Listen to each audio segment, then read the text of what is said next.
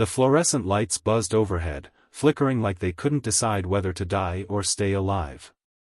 A soldier sat beside the small hospital bed, boots muddy, hands trembling. Rain tapped the window, slow, like it was trying not to be heard.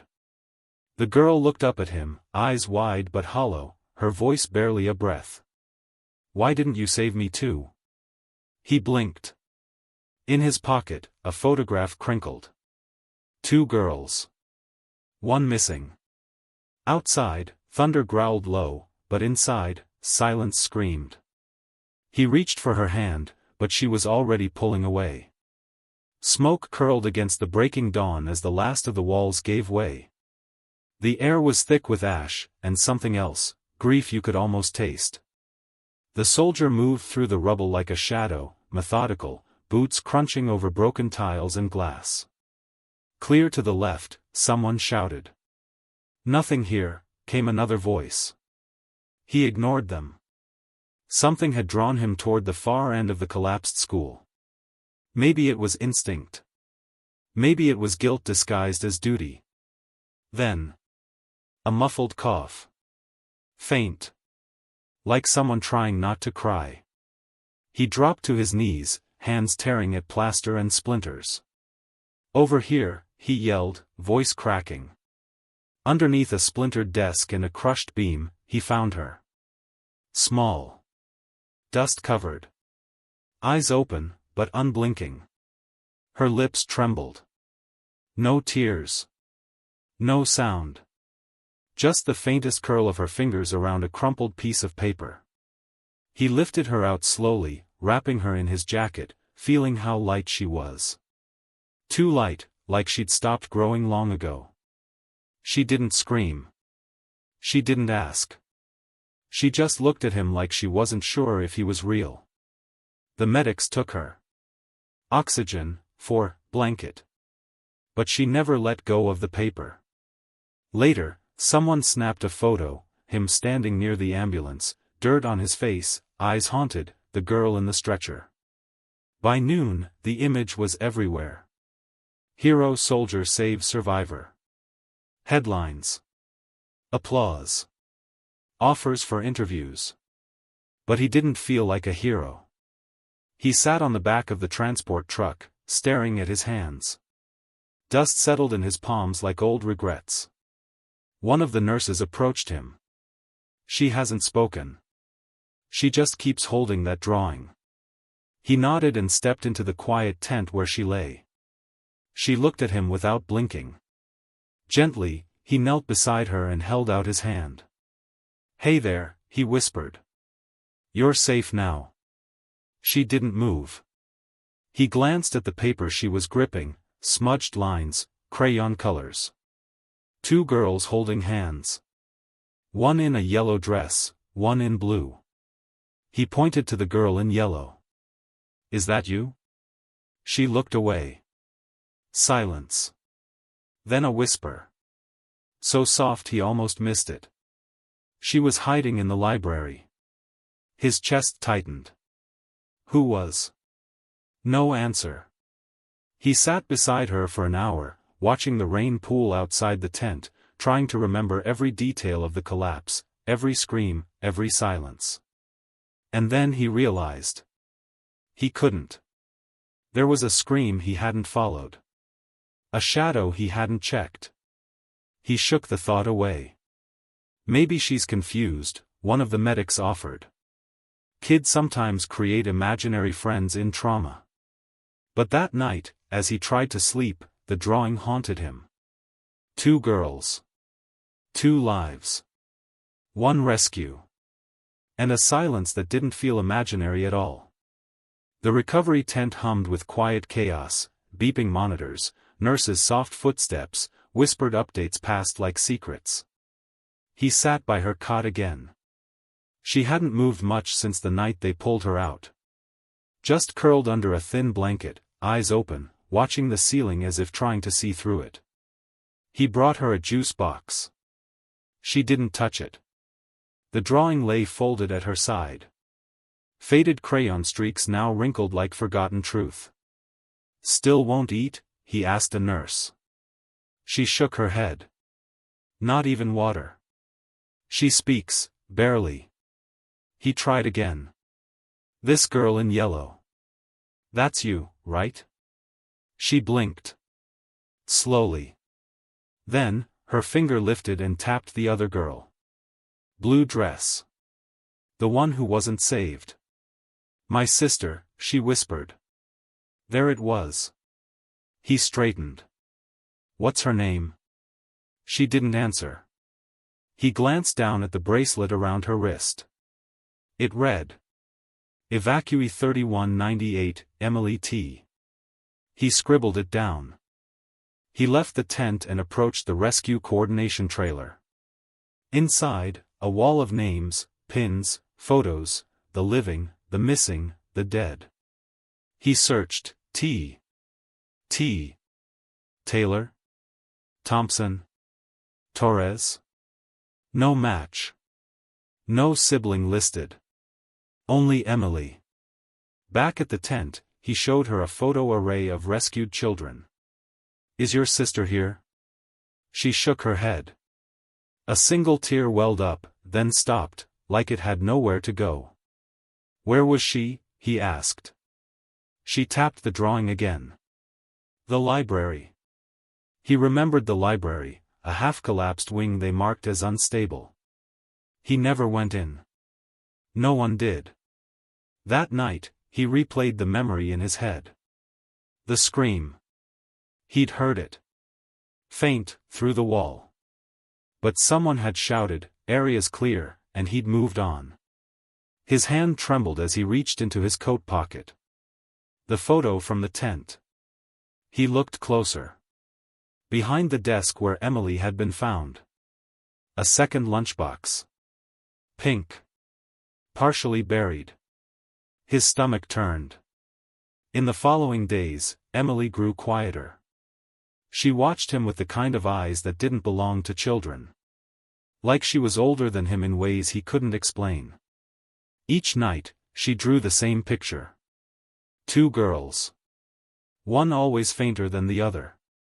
He noticed something new. In the latest drawing, the girl in blue wasn't smiling. She was pointing. Toward the right edge of the paper. He flipped it over. Blank. No. Not blank.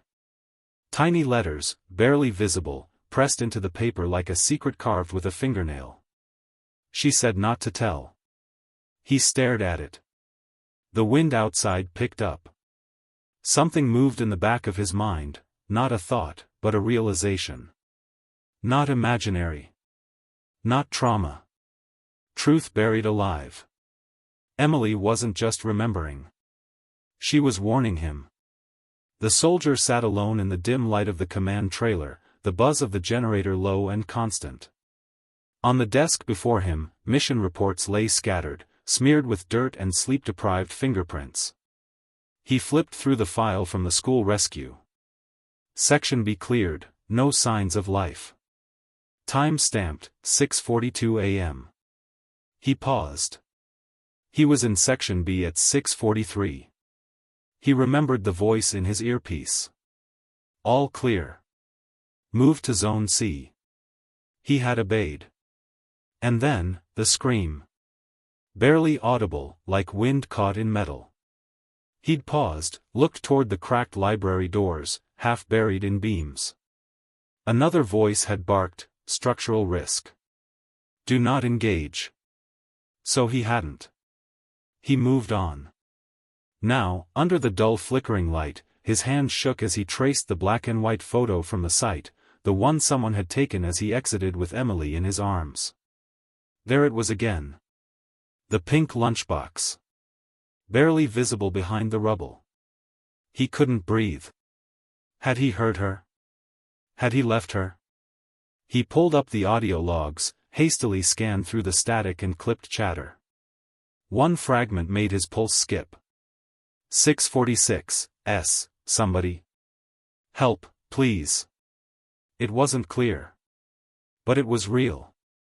His chair creaked as he leaned back, the silence crushing him. He stared at the nameplate above the map board. Taylor, rescued. No second name. No Taylor, A. No record. Like the girl never existed. But Emily hadn't invented her. She remembered her. He dug deeper, opened the family registry forms. Her parents had listed one child. He grabbed a pen and scribbled across the margins. Second child? Confirm sibling? Revisit site? The door creaked open. A colleague leaned in. You're still here? He nodded, voice hoarse. Did anyone else report hearing voices from the library wing? The man hesitated. Place was unstable. We didn't risk it. Command marked it unviable before anyone could go in. But I heard something. Doesn't mean there was anyone. Sound echoes in rubble. The soldier didn't respond. Back in his bunk that night, he couldn't sleep. He kept seeing Emily's eyes, not sad, not angry. Just, waiting. As if she was giving him time. Time to do what he hadn't before. He dreamed of fire. Of broken beams. Of a hand reaching out and his turning away. He woke up gasping, sweat soaking his undershirt. He grabbed his notepad and wrote one sentence. I left her there. And then, below it. I was told to. The next morning, he returned to the site. The school had been fenced off, no entry, caution tape flapping in the breeze. He slipped through a gap near the maintenance shed and made his way to the library ruins. Ash still clung to the earth like it didn't want to leave. He stepped carefully, boots silent over the scorched ground. The pink lunchbox was gone now. But he found a shard of a child's hair clip, buried near a scorched beam. He held it in his palm. Small. Plastic. Blue butterfly. He remembered Emily's drawing. The girl in blue. He closed his hand around it. And for the first time in years. He cried. The house stood at the edge of town, quiet, too clean. A red mailbox, untouched by soot or weather, leaned slightly forward, like it was listening. He walked up the stone steps, each footfall hesitant. Emily's parents had not visited her once since the rescue. They hadn't even called, as far as he knew. He rang the bell. Footsteps. The door opened. A man stood there, expression polite but tight, like a knot just behind his eyes. He looked familiar, the face from the ID Emily had clutched when she was found. Yes? The soldier straightened. I'm with the emergency rescue detail. I was there when Emily was pulled from the rubble.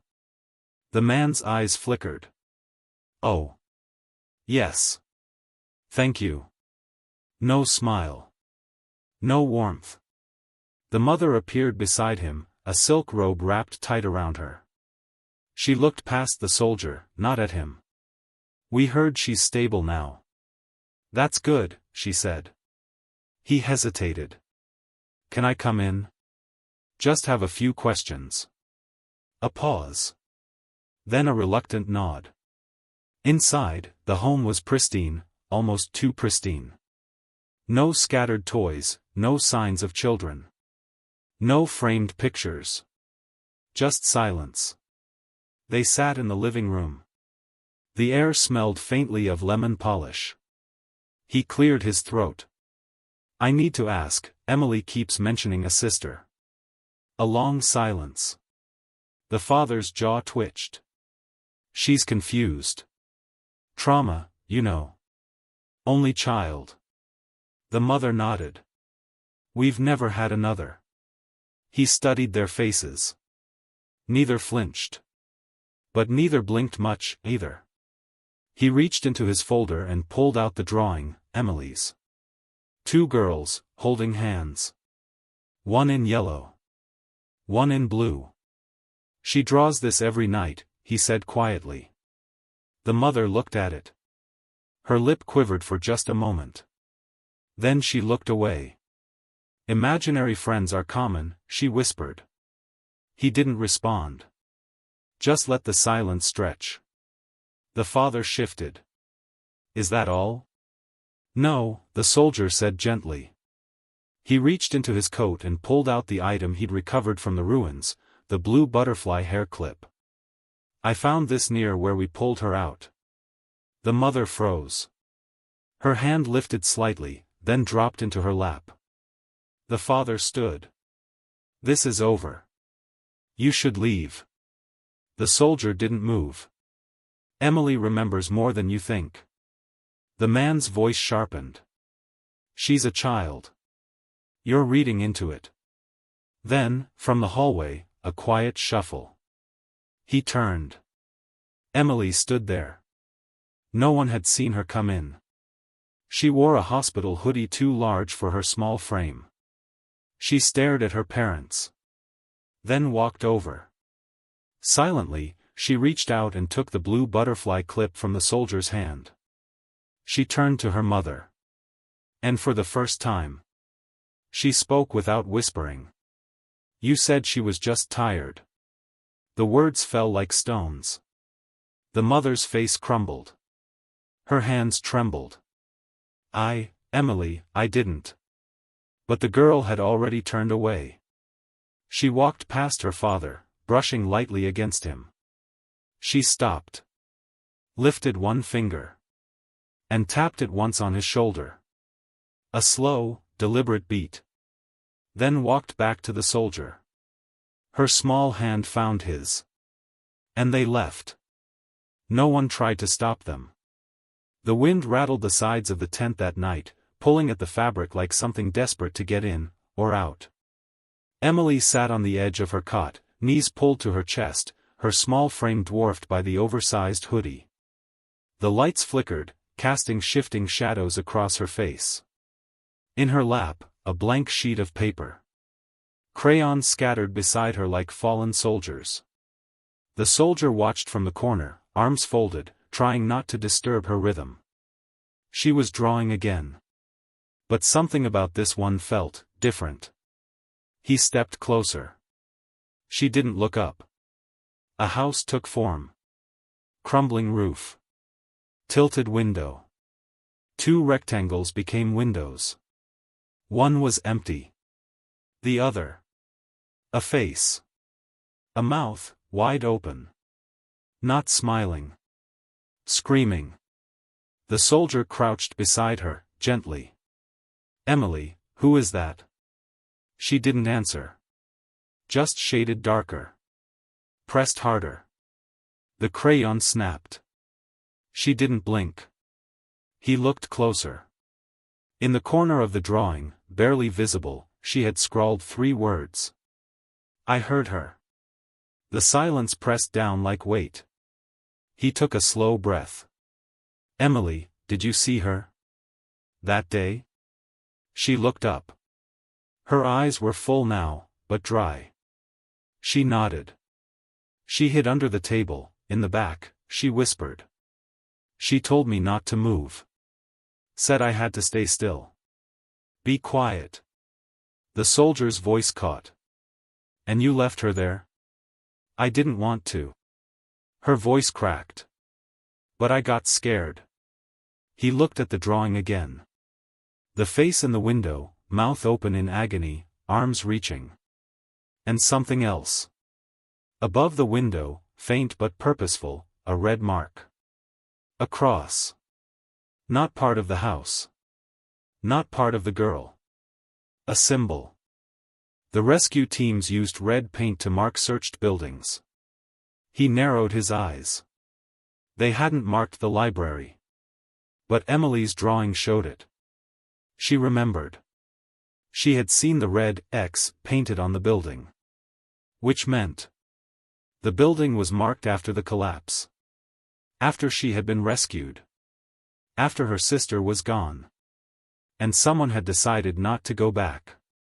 He stood abruptly and left the tent. Outside, the wind slapped his face awake. He made his way to the mobile command trailer and pulled open the disaster site logs. Library zone. Marked, cleared. Time stamped, 9 a.m. Emily was rescued at 7:15. So who marked it after? And why? He picked up the comms tablet and sent a message to a friend, a child trauma specialist. Need you at evac center. Got a drawing you need to see. By morning, the specialist arrived. Emily sat between them, clutching her paper. The doctor looked it over in silence. This is specific, she said. Kids don't draw screaming faces unless they've seen them. Felt them. Emily leaned into the soldier's side. She was screaming, she said softly. I tried not to listen. But I heard her. The soldier held her hand. You were brave. So brave. The doctor looked at the paper again. She's not drawing trauma. She's drawing memory. Later that day, the soldier walked to the charred foundation of the school again. He stood in the middle of the blackened beams. Pulled the drawing from his jacket pocket. Laid it down in the dirt. And whispered. I hear you now. The sky hung low and gray as he stepped over the rusted caution tape. The ruins of the library had settled into themselves, a skeleton of charred beams and scorched tile, half swallowed by overgrown weeds. The air was still. Too still. Like the place had made peace with being forgotten. He knelt near the spot he remembered from Emily's drawing, the broken window with the red X above it. No child should remember something so clearly. And yet, everything matched. The crooked frame, the slight slope in the floorboards, the melted edge of the radiator. He sifted through the rubble with gloved hands, not knowing what he was hoping to find. Answers, maybe. Apologies. Bones. What he found was a singed corner of fabric, soft blue cotton. He froze. Lifted it carefully. It was the strap of a small dress. The same color Emily always gave her sister. His breath caught in his throat. It wasn't proof. But it was something. He placed the fabric gently into an evidence bag. As he stood, he noticed something else. Just to the side, buried beneath ash and shards of broken glass. A doll's head. Half melted. One eye missing. But still wearing a necklace made from paper clips and beads. The kind only a sister would make. He took it too. That night, he showed Emily. She stared at the doll without blinking. That's hers, she said softly. Her fingers grazed the singed plastic. Then she turned away. She didn't cry. But she curled into the cot, her back to the world, and drew a new picture. This time, there was no house. No fire. Just two girls. One was faint. But they were standing side by side again. Later, he sat with the evidence bag spread out before him, the dress strap, the doll, Emily's drawings. He opened the disaster zone database again. Cross-checked timestamps. The library was marked, searched and cleared, nearly 2 hours after Emily had been found. No report.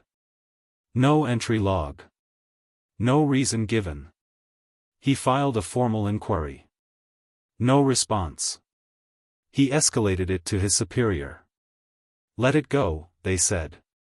The case is closed. We saved who we could. But that wasn't the truth. He returned to the map board, now nearly empty. Most evacuees had been placed. Families reunited. Files closed. But one space still lingered blank, the space beside Emily's name. He picked up a pen. And for the first time, he wrote a name beside hers. Anna T. No one approved it. No one noticed.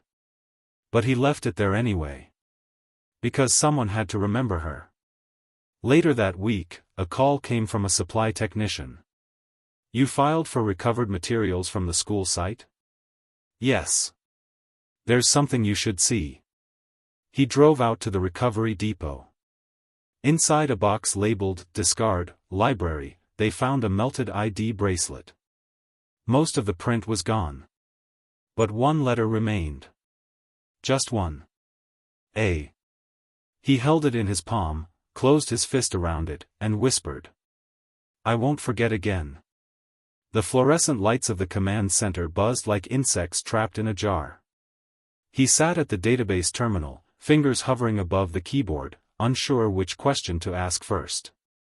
He already knew what the answer would be. But he needed to see it. Needed to feel the absence spelled out in cold, clinical language. He typed in.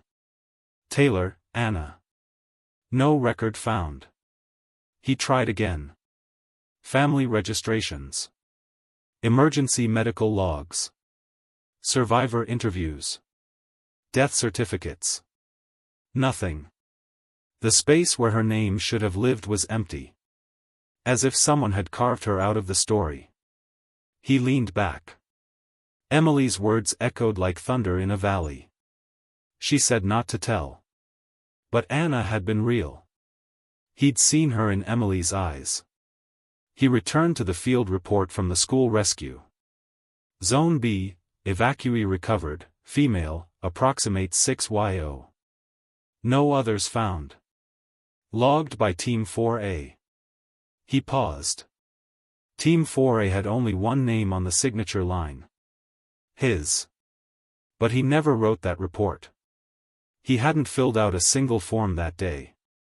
He'd still been in the rubble. He clicked for the metadata. The entry had been backdated. His stomach dropped. He searched for the log author. System override, command level entry, ID masked. They didn't just overlook her. Someone had erased her. The next day, he visited the administrative wing. The halls were too clean. Too quiet. He found Commander Reese in his office, sipping coffee and reading over logistics paperwork.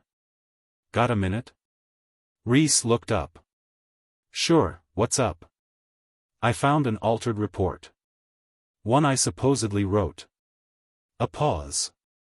Then a smile that didn't touch the eyes. That's not unusual. Clerks fill in details all the time. Not like this. It covers up a child who never got listed. Who never got saved. Reese leaned back. You're tired, soldier. You've been working non-stop. Maybe take a few days. He pulled out Emily's drawing. Laid it on the desk. Pointed to the red X. She saw that after the collapse. Hours after. Which means someone came back. Saw the damage. And left. Reese's jaw tightened. Are you accusing your team of negligence? No, he said calmly. I'm accusing someone higher up of hiding it. Another pause. Reese stood slowly. Walked to the window. When you're in command, you learn not everyone can be saved, he said quietly. But everyone deserves to be remembered, the soldier replied. Reese turned. Do they? The silence that followed was louder than shouting. Later that night, he called an old contact, a retired firefighter who had helped during the early days of the disaster. There was a kid who didn't make it, wasn't there? The man hesitated. I remember seeing 2 girls. One was pulled out. The other, we were told to stand down. Said the area was unstable. Not worth the risk. Who gave the order? Didn't say. Just came through on dispatch. He paused. But it didn't come from your team. The soldier's grip tightened around the phone. He closed his eyes. Emily had never been confused. Anna wasn't lost. She was abandoned. He opened the old mission logs again. There it was, in the map overlay. Red lines drawn through high-risk zones. Some were circled. Prioritized. Others, including the library, were crossed out with a single word beside them. Low yield. It wasn't just about risk. It was about numbers. Time. Resources. A child was left behind not by mistake, but by a decision. The recorder clicked softly as it began to spin. A red light blinked in the dark, like a heartbeat trying to remember how to beat. The soldier sat across from Emily, the small table between them littered with crayons, a juice box, and the familiar weight of unspoken things. The psychologist had suggested it, sometimes children remember more clearly when they don't feel watched. So he turned the lights low, left the tent half unzipped to the wind, and hit record. Emily looked up. Her eyes were steady now. Not afraid. Just, ready. He spoke softly. Emily, can you tell me again what you heard? She didn't blink. She said to stay still, she whispered. She said if we were quiet, someone would come. He nodded. And did someone come? Emily looked away. No. A long pause. The rain had returned, soft, tapping at the canvas like a secret trying to get in. Do you remember what else you heard? She drew a small circle with her finger on the table. They were outside. I heard them talking. Who? Big voices. They said. Low something, low something. He leaned in. Low what? She shut her eyes. Then mouthed it. Low yield. He stopped breathing for a moment. Can you say what else they said? Emily's voice trembled now. One said. We'll save more if we skip her area. The soldier sat still. The tape spun slowly. The red light blinked. He reached for the doll she'd drawn weeks ago, the one with the paperclip necklace. This was hers. Emily nodded. Then, gently, she placed something on the table. It was another drawing. Two girls under a desk. One had her finger to her lips. Outside the cracked door, two large boots stood facing away. She had drawn the boots walking away. I wanted to scream, she said. But I was scared. And she told me to wait. He turned off the recorder. No more words needed. He uploaded the audio file that night, encrypted, tagged, and backed up. He sent it to the journalist he trusted. The one who hadn't looked away the first time he told her the story. An hour later, she replied. This changes everything. I'm going public. By morning, the report was live. Buried voices, a child left behind by design. An anonymous audio file. Emily's words, clear as day. Public reaction was immediate. Some called it heartbreaking. Others called it staged. But most didn't know what to say. Because it was real. Too real. A child remembered. A sister gone. And adults who chose silence. He watched the news feed as the mayor gave a statement. Unsubstantiated. We're conducting our own investigation. But he knew. It was already unraveling. That night, Emily crawled into her cot beside him. She didn't ask for a story. She didn't speak. She just held the drawing close to her chest. And whispered. I told the truth. The inbox pinged once, then twice more. Each new message pushed the old ones further down the screen. Please confirm source identity. Your safety may be at risk. Town press request for comment. He closed the laptop. Outside, the sky was a quiet kind of blue, the color that comes right before a storm. Emily sat by the window, legs dangling off the cot, humming softly to herself. She didn't hum often. But today, she had color in her cheeks. She didn't know. Or maybe she did. The story had gone national overnight. The girl who remembered. A child left behind. A voice recording that didn't lie. He watched it play on loop in the mess tent, blurred footage of the ruins, her crayon drawing held up to the camera, her voice whispering from that quiet tape. We'll save more if we skip her area. Commentators debated. Was it real? Was it policy? Was it criminal? He didn't care what they called it. He called it Anna. People are panicking. They think we made decisions based on cost. He met the man's eyes. Didn't we? A pause.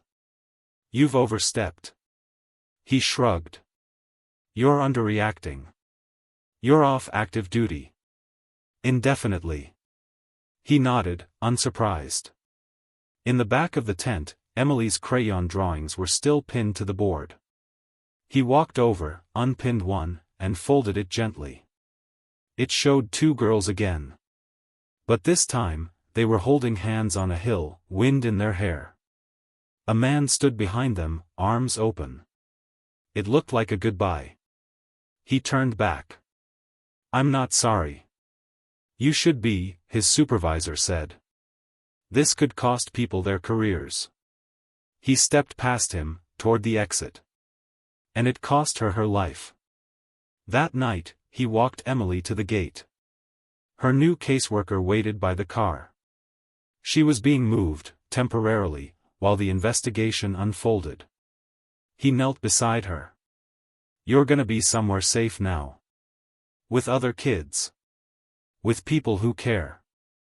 Emily looked at him, eyes too old for her years. Will you be there? He shook his head slowly. Not right away. She reached into her coat pocket and pulled out the butterfly clip. She handed it to him. Hold this. In case she comes back. His voice broke as he whispered. I will. She took a few steps toward the car. Then paused. Turned. And said. I'm not scared if you're around. He watched the door close. Watched the car disappear down the road. Then stood alone by the gate, the clip in his hand. As the storm finally came. The courtroom felt colder than it should have. Not from the air, but from the eyes. Eyes that watched. Eyes that judged. Eyes that didn't blink when children were spoken of like paperwork. The soldier sat in the front row, his uniform traded for a plain shirt and a silence heavy with regret. Emily was not in the room. But her drawings were. Pinned on boards. Passed as evidence. Pictures that told more truth than any adult had dared to. At the front, the judge adjusted her glasses. This hearing is to determine whether criminal negligence led to the death of a minor and the falsification of rescue documentation in a federally declared disaster zone. On the stand, Emily's father. Clean suit. Clean hands. Eyes that never once looked at the drawings. The prosecutor spoke softly, but each word was a hammer. Mr. Taylor, did you or did you not list only one child on the evacuation form? I listed the child I was told to. By whom? A pause. The evacuation officer. He said one name was enough. The soldier clenched his jaw. Behind those words, something slippery.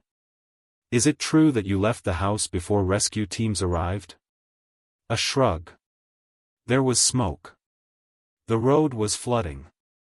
I had to think about survival. You left both daughters behind. Another pause. I didn't know they were still inside. A lie. The soldier remembered Emily's drawing. The one with the car. Two figures walking away. Two faces pressed against a window. He was called next. As he approached the stand, the courtroom hushed. This was the man from the photograph. The rescuer. The whistleblower. The man who had failed, and still told the truth. He placed the blue butterfly clip on the table. This belonged to the second girl. Anna. And where was it found? Beneath the remains of the school library. Near her last known location. He looked down at his hands. I heard her. The judge leaned forward. You were the one who reported the scream? I didn't report it, he said quietly. I ignored it. A pause thickened the air. I thought it was an echo. I was told the zone was clear. I trusted the command. And when did you realize it wasn't? When Emily asked me. He swallowed. Why didn't you save me too? The court went still. He could feel every heartbeat in the room. The prosecutor stepped forward. Do you believe this child was intentionally erased from the rescue system? Yes. Why? Because saving her would have taken longer. Cost more. Required risk. And somewhere along the chain, someone decided she wasn't worth it. The judge nodded slowly. Later, Emily's mother took the stand. Eyes downcast. Voice hollow. I didn't want to lie, she said. I just couldn't handle it. When I saw Emily, and not Anna. Tears finally came. I told myself maybe they'd made a mistake. Maybe they'd both gotten out. And when they didn't, when only one came back, I was too ashamed to say her name. The soldier turned away. Outside, the wind shifted. As he stepped into the hall, the journalist met him with a nod. They're recommending full trial. Federal charges. For the father. For the rescue suppression. For everything. He nodded. It won't bring her back, he said. No, she replied. But maybe it'll stop it from happening again. In the parking lot, he paused before opening his truck. Emily's latest drawing sat in the passenger seat. It showed a courtroom. A man on the stand. And in the corner, two girls, one real, one faded, both watching. The memorial stood quiet under the weight of dawn, a blackened plaque set into stone, resting where the school library once stood. No ceremony. No speeches. Just flowers, small toys, and a line etched in metal. For those we failed to find. He stood alone before it, hands in his pockets, wind pressing softly against his back. The blue butterfly clip rested in his palm. There were no cameras now. No headlines. Only truth. And what remained? The investigation had gone federal. The case had exploded past the town lines, emergency protocols were being rewritten, contracts audited, local command stripped of authority. He hadn't wanted justice this way. But he hadn't been able to ignore what he'd seen. What he hadn't seen. The doll. The drawing. The sister no one had looked for. The FBI had reached out 3 weeks after the trial hearing. The voice on the phone was dry but firm. We verified the report tampering. The voice recordings hold up. We found matches in other disaster zones too. Similar phrasing, low yield. He didn't respond. We'll need you to testify again. This time in D.C. He agreed. Quietly. He visited Emily once more before leaving. She was with her foster family now, a small home with books, warm bread, and music that drifted through the windows like a promise. She was drawing when he arrived. She always was. This time, 2 trees, side by side, roots tangled. One tree bore blue leaves. She looked up at him. Smiled faintly. Did they remember her yet? She asked. He crouched beside her. They will, he said. You helped them. She handed him a folded note. For court, she whispered. You don't have to open it. He nodded, tucking it safely into his coat. Back in the city, the hearing was brutal. Screens displayed files and overlays. Former officials avoided eye contact. And the soldier spoke again. He didn't shout. Didn't rage. He told the truth slowly, like a man laying bricks, one sorrow at a time. She wasn't a statistic. She was a sister. A daughter. A person. And someone somewhere decided she wasn't worth the time. A pause. I was told the zone was cleared. I believed them. I believed the system. But she was never in the system. The judge looked at him over her glasses. And now? I don't believe in systems anymore, he said. Only people. And whether they choose to listen, or walk away. Afterward, in the echo of footsteps leaving the chamber, he opened Emily's note. Inside was a drawing. Two girls again, holding hands. And between them, a small blue butterfly. Beneath it, in soft, crooked letters. You found her. He folded the paper slowly. And for the first time in a long time, he let himself cry. Not from guilt. But from something deeper. Grief, finally heard. The space used to be a storage shed, rusted metal walls, cracked windows, and a leaky roof that sighed with every rainfall. Now it smelled of paint, paper, and something softer, healing. They called it the drawing room. Inside, the walls were no longer bare. They were covered in color. Sketches. Paintings. Charcoal scribbles. Crayon rainbows. Some crude, some hauntingly detailed. All of them made by hands too small for the burdens they carried. At the center stood the soldier, sleeves rolled, thumbs smudged with blue chalk. He didn't teach art. He taught space. Quiet. Permission. Safety. Children came in with hollow eyes, reluctant steps. Some stayed for minutes. Some never left. And they drew. Not because they had to. But because they finally could. He hung each piece on the wall like a name spoken out loud. Emily returned one afternoon in early spring. She didn't knock, just walked in like the place already knew her. Her shoes were muddy. Her eyes clearer than he remembered. She sat without a word and began to draw. He didn't ask what it was. He just brought her tea, sat beside her, and waited. After an hour, she turned the page around. Two girls again. But this time, there was no fire. No rubble. Just a house on a hill. Windows open. Curtains dancing in the breeze. And a man sitting on the porch, a journal in his lap. Watching them run barefoot through the grass. She smiled at him. Your beard's longer in this one, she said. He chuckled. I'm getting old. She tapped the paper gently. She's not fading anymore. He nodded. I can see that. They pinned it to the wall together. It sat between two other drawings. One from a boy who hadn't spoken in weeks. And another from a girl who only used the color red until last month. He stepped back, arms crossed, staring at the mosaic of silent voices now shouting in color. Emily slipped a folded paper into his jacket pocket before leaving. He didn't read it until the room was quiet again. It was a simple message. Thank you for hearing the parts one didn't say. He looked up at the wall.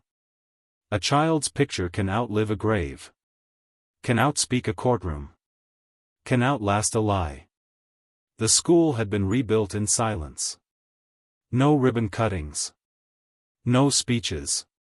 Just brick and glass, steel and care, laid down by hands that remembered what had once burned. He stood alone outside the new entrance, the wind combing gently through his hair. In his hands, a photograph. Old. Wrinkled. A little torn at the edges. Two girls in matching dresses. One with her head tilted slightly, like she always knew she had to leave first. He walked to the back of the building. To the wall that faced the fields, the quietest side. Kneeling, he slid the photo into a narrow crack between bricks. Not to hide it. But to let it stay. A small act of remembering. Not for headlines. Not for guilt. For her. A voice called out from behind. Emily. She'd grown taller. Still quiet. But her steps no longer hesitated. She wore a satchel full of colored pencils. I brought something, she said. He smiled. I figured. She handed him a folded paper. He unfolded it slowly. It was a new map. But not one of roads or cities. This one was of hearts. Small homes. Each drawn with warmth, big windows, smiling stick figures, names written carefully. He recognized some, children from the drawing room. Each home had a soft red line connecting it to the others. At the center, a shaded area labeled carefully in a child's hand. The rescue zone. He felt his chest tighten. And then at the bottom, in simple letters. I redrew it. So no one's left out. He looked at her, his voice barely above the wind. Emily, this is beautiful. She smiled. There was no place for her before. Or for the others. But now there is. They sat together on the school steps as the sky softened into gold. Children's laughter echoed faintly from a nearby park. He placed the drawing beside him, the wind trying to lift its corners. And he whispered, almost to himself. Nowhere is outside the rescue zone. The wind caught the paper and carried it slightly. But it didn't blow away. It stayed. Like she had. Like they all had. Like they always should have. Fade to black.